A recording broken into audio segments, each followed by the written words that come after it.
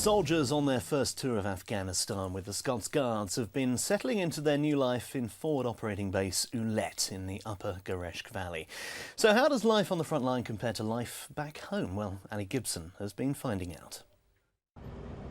They're a long way from Catterick, but after arriving a few days ago, 1st Battalion Scots Guards are settling into their new home. Since FOB Ulet was built last year, each regiment that have passed through here have made it their own, with flashes of genius and initiative. For around 50% of the troops in this battalion, this is their first tour, their first time in Afghanistan and their first taste of FOB life. And with new food, new experiences and new things to learn, there's a lot to take on. Platoons work, exercise and live side by side, bringing them closer together. Alright, well, this is my bed space here. Got a gorilla box because it's more compact and tight.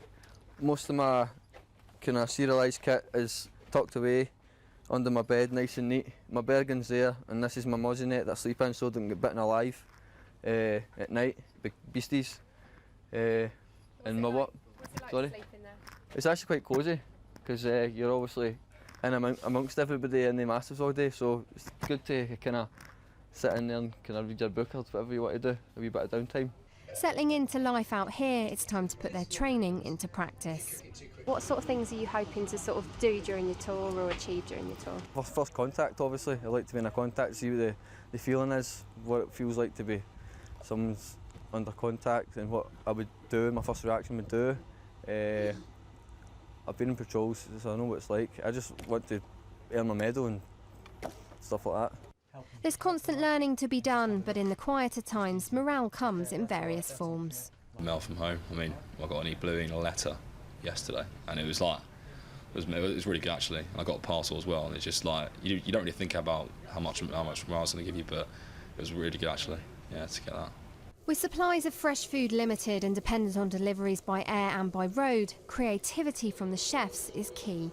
The army moves on their stomach, so you see boys coming in very tired and they come see a hot plate that is full of good food. They smile, you know, all of a sudden. Chefs become the best friend of the soldiers in tour, but they don't know how hard we work for them to have the food. But it really boosts their morale, especially when you find like a Sunday roast. You've got chicken, roast beef and everything, and gravy and cakes. They love it and they go out very happy.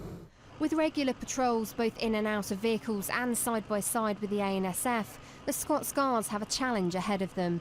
FOB life can be tough and disorientating, but support comes in many forms. We're the people they can talk to in complete confidence. We don't have to report anything back up the chain of command. We can't always solve problems for them. Sometimes, very often we can, but sometimes just talking about things eases burdens. 6 months is a long time to be in a place like this away from your loved ones, and just talking with somebody who will listen sympathetically and one hopes give wise advice is a very useful thing. The hope is that with some banter and that irrepressible squaddy spirit, the next few months for this battalion will fly past.